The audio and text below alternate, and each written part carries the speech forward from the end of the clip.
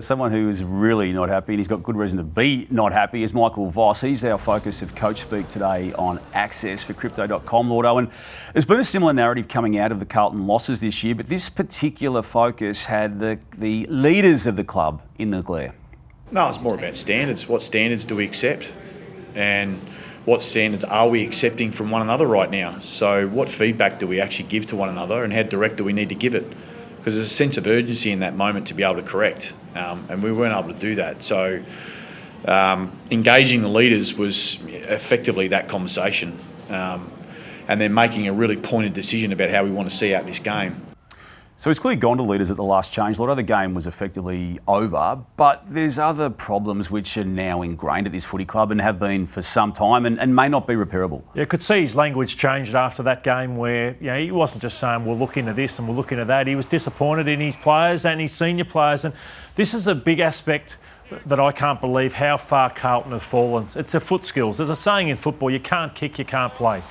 Kids are told that in terms of whether they'll be recruited or not. And Carlton have too many players. I mean, there's a fumble there and then a bad that's kick. Adam Cherry. He's not a great kick. Blake Acres. Can he hold his spot in this team because he's not kicking the ball well? And that bomb kick down the line, that doesn't work in 2025. No, it doesn't. Like, they're hacking the ball. Like, these are just hacks. You just don't execute this kick in football. So we can talk all the things about Sam Doherty. You just cannot miss that in the modern day game. So we can talk everything about Carlton all you like. But if you look, so on the flip side of that, that is one of the best. He's an artist. And on the flip side of what happens with Carlton, Charlie Curnow, he's butchering so many opportunities for himself and his team. That just has to be hit.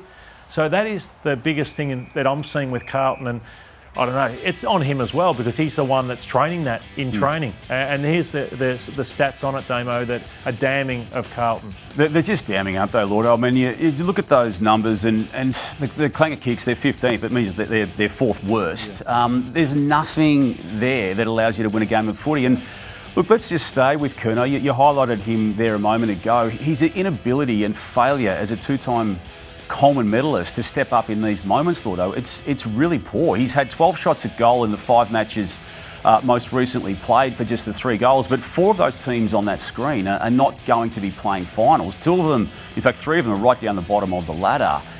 He's just, look, even that failure to kick that goal early against Collingwood, this man is not the man that won 2 Coleman medals. Now, when I was out of form, I used to always come back to a couple of things. How many contests am I getting to?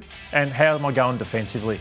And if he asked himself that, I think that'd be big crosses against his name. So that's the only way he's going to get back into form, is to show more fight, do more things defensively. And it's amazing how the ball starts bouncing your way if you're doing those aspects well, which I don't think he's doing now. And just, again, not to highlight one individual, but Sam Doherty, who was on that shot before, Lord, I think it comes a time where they just need to celebrate his career and at a home game between now and round 24, announce it in advance that will be his last game, to celebrate it, because everything they do now is about 2026. Yeah. It's not about 2025. Yeah, I agree. They've got many, many hard calls to make.